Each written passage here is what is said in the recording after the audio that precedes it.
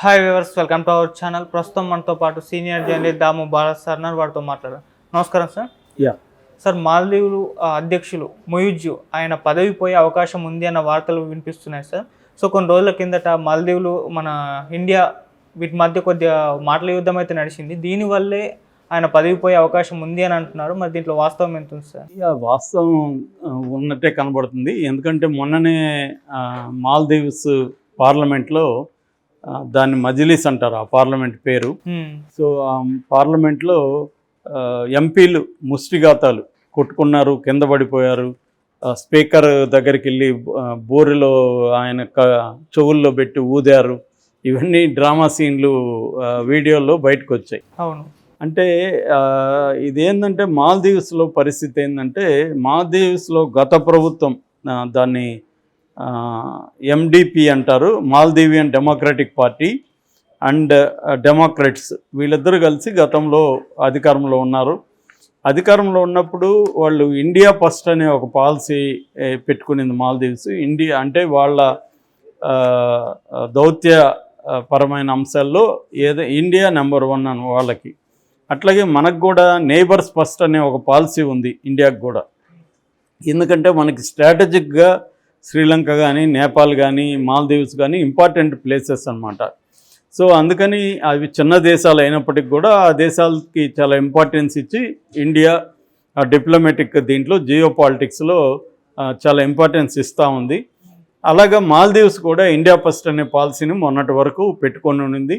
అందుకని వాళ్ళ దేశానికి సంబంధించిన అనేక విషయాల్లో, అంటే కరోనా టైంలో కానీ, అంతకుముందు తిరుగుబాటు జరిగినప్పుడు మన సైన్యాన్ని పంపించడం, తర్వాత వాళ్ళకి ఈవెన్ తాగునీరుకి సంబంధించిన దాని ఏమంటారు, ఉప్పు నీటిని మంచినీటిగా మార్చే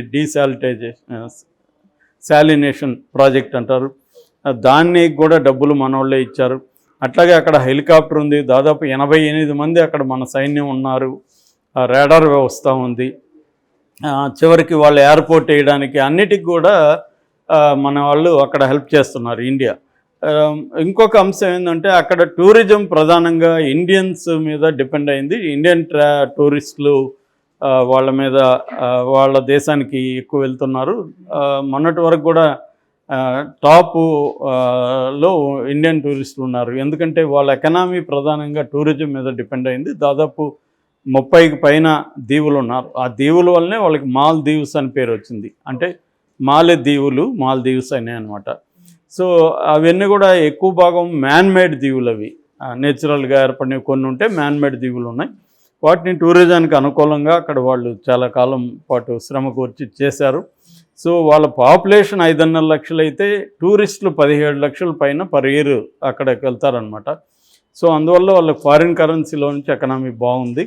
సో ఇలాంటి కాంటెక్స్ట్లో ఈ మధ్య ఏమైందంటే, దాని తర్వాత మాల్దీవియన్ డెమోక్రటిక్ పార్టీ ఒకటి, అట్లాగే progressive party of Maldives and people's national congress, ఈ 2 పార్టీల కూటమి భారత్కి వ్యతిరేకం ఉన్నట్టు. వీళ్ళు కొద్దిగా ఫండమెంటలిస్టులు అని చెప్పొచ్చు. అది ముస్లిం దేశము. రెండోది, ఇక్కడ ఏమైందంటే, ఇజ్రాయిల్ అక్టోబర్ నుంచి పాలస్తీనా మీద, ముఖ్యంగా గాజా మీద దాడులు జరిపి దాదాపు 25,000 నుంచి 30,000 మంది వరకు అక్కడ సామాన్య పౌరుల్ని ఓచుకోసి చంపేస్తుంది. దీనివల్ల ప్రపంచవ్యాప్తంగా ఉన్న ముస్లిం కంట్రీస్లో తీవ్ర వ్యతిరేకత ఇజ్రాయెల్ పట్ల, అమెరికా పట్ల, ఇజ్రాయెల్ని సపోర్ట్ చేసే దేశాల పట్ల పెరిగింది. ఆ కాంటెక్స్లో ఇండియా పట్ల కూడా కొంత వ్యతిరేకత ఉంది. ఎందుకంటే ఇండియా కూడా ఇజ్రాయెల్కి పొరుగుగానే ఉంది. కొంతవరకు వీళ్ళకి కూడా సహాయ సహకారాలు అందిస్తుంది. గాజాకి మనోళ్ళు సహాయం కూడా చేశారు. మెడికల్ కిట్స్, మెడికల్ ట్యాబ్లెట్స్ ఇలాంటివంతా కూడా పంపించారు, మానవతా సాయం చేస్తున్నారు. అయినప్పటికీ కూడా మొగ్గు చూస్తున్నప్పుడు ఇజ్రాయెల్ వైపే మన దేశం మొగ్గు కనబడుతుంది. ఎందుకంటే మోడీ గాని సీరియస్గా అనుకుంటే ఇజ్రాయెల్ని కంట్రోల్ చేయగలడు, గట్టిగా ఖండించట్లేదు అన్న అభిప్రాయం ఈ అరబ్ ప్రపంచంలో ఉంది. సో దీనివల్ల కొన్ని దేశాల్లో ఏంటంటే ఇండియా మీద కూడా వ్యతిరేకత పెరిగింది. సో ఆ కాంటెక్స్ట్లో మాల్దీవ్స్లో కూడా నేను చెప్పిన ఈ ప్రోగ్రెసివ్ పార్టీ ఆఫ్ మాల్దీవ్స్ కానీ, పీపుల్స్ నేషనల్ కాంగ్రెస్ పార్టీలు కానీ, ఈ 2 పార్టీలు అవుట్ ఇండియా అనే ఒక ప్రోగ్రామ్ను తీసుకున్నాయి. ఇండియా అని మాల్దీవ్స్ నుంచి పంపించేయాలి, ఎందుకంటే మాల్దీవ్స్లో ఇండియా సైన్యం ఉంది, హెలికాప్టర్ ఉంది, మిగతా రాడార్ వ్యవస్థ ఇవన్నీ ఉన్నాయి. ఎందుకంటే స్ట్రాటజిక్గా అక్కడ మనకి ఇంపార్టెంట్ కాబట్టి ఇండియన్ ఓషన్లో. అయితే వీళ్ళు ప్రజల్లో కూడా కొంత అప్పీల్ చేయగలిగారు ఈ ముస్లిం దీంట్లో. సో దానివల్ల వాళ్ళు గెలిచారు, అధికారంలోకి వచ్చారు. వచ్చిన తర్వాత కూడా మనం గొడవలు మనం ఆల్రెడీ చెప్పుకున్నాం. 3 మినిస్టర్లు ఇండియాకి వ్యతిరేకంగా, మోడీకి వ్యతిరేకంగా కామెంట్లు పెట్టడం, పోస్టులు చేయడం, దాంతో బాయ్కాట్ మాల్దీవ్స్ అని పెద్ద పిలుపు వచ్చింది ఇండియా నుంచి. దాంతో మన ట్రావెలర్స్ ఆగిపోవడం, ఫ్లైట్లు ఛార్జీలు, flight tickets plus hotel bookings cancel, 5,000కి పైన క్యాన్సిల్ అయినాయి. ఆ ఈజీ ట్రిప్ వాళ్ళు కూడా కంప్లీట్గా బాయ్కాట్ చేసి ఆపేశారు.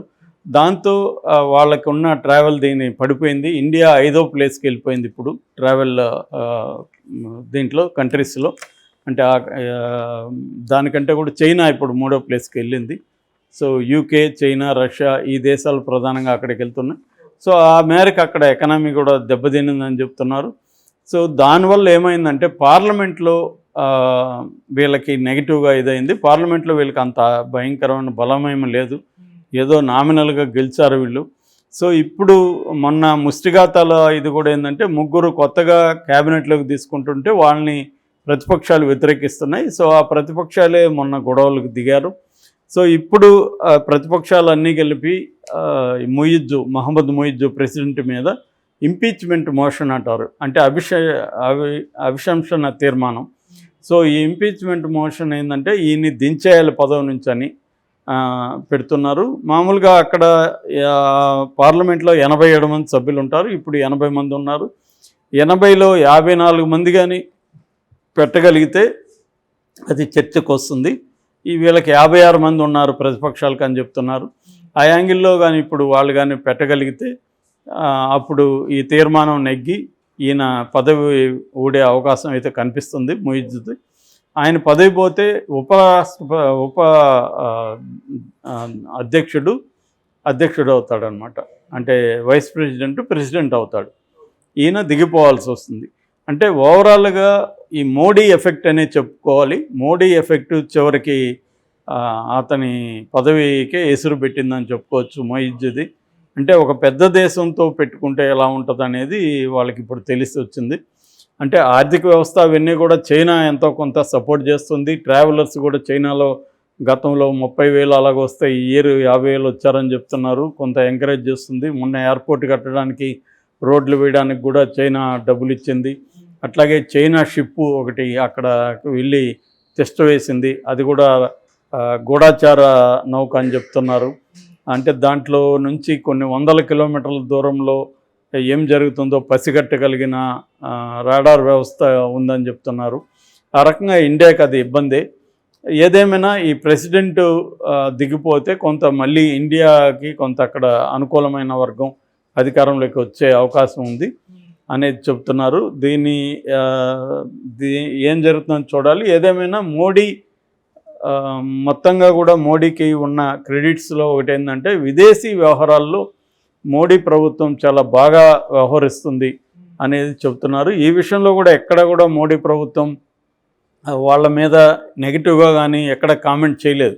ఓన్లీ మన సిటిజన్స్ చేశారు తప్ప ప్రభుత్వం సమయంతో ఉంది. అట్లాగే యెమెన్ విషయంలో కూడా నేను గతంలో కూడా చెప్పాను. అట్లాగే ఆ మధ్య సోమాలియాలో జరిగినప్పుడు కూడా. సో వివిధ దేశాల్లో ఇష్యూస్ ఉన్నప్పుడు మోడీ ప్రభుత్వం చాలా మెచ్యూర్డ్గా బ్యాలెన్స్గా వ్యవహరిస్తూ ఉంది. మన వాళ్ళే కొంత అతిగా రియాక్ట్ అయ్యారు దేశభక్తి పేరుతో. కానీ అంటే మోడీ ప్రభుత్వానికి ఆ క్లారిటీ ఉంది. అంటే స్ట్రాటజిక్గా ఏ దేశాలు ఇంపార్టెంటు, ఏ దేశాలతో ఎలా వ్యవహరించాలి అనేది చాలా జాగ్రత్తగా ఆలోచిస్తుంది. మొన్న కూడా పాకిస్తాన్లో కిడ్నాప్ అయిన వాళ్ళని కూడా సోమాలియాలో పాకిస్తానీ నౌక ఒకటి కిడ్నాప్ అయ్యి పాకిస్తానీ దేశస్తులంతా కిడ్నాప్లో చెరలో ఉంటే కూడా మన దేశంలో నుంచి నౌకలు వెళ్ళి వాళ్ళని రక్షించాయి. సో అలాగా అంటే పాకిస్తాన్ శత్రు దేశం కదా అని వదిలేయకుండా వాళ్ళ అభ్యర్థన మేరకు వెళ్ళి కాపాడారు. సో అలాగా మోడీ ప్రభుత్వం విదేశాంగ విధానం అయితే తప్పుపడడానికి లేదు, చాలా జాగ్రత్తగా బ్యాలెన్స్డ్గా వ్యవహరిస్తుందని చెప్పచ్చు. ఒక రకంగా దానికి అది సక్సెస్ అయిందనే దానికి ఈ మొయిజ్ ఉదంతం కూడా లేటెస్ట్ ఎగ్జాంపుల్గా మనం చెప్పుకోవచ్చు.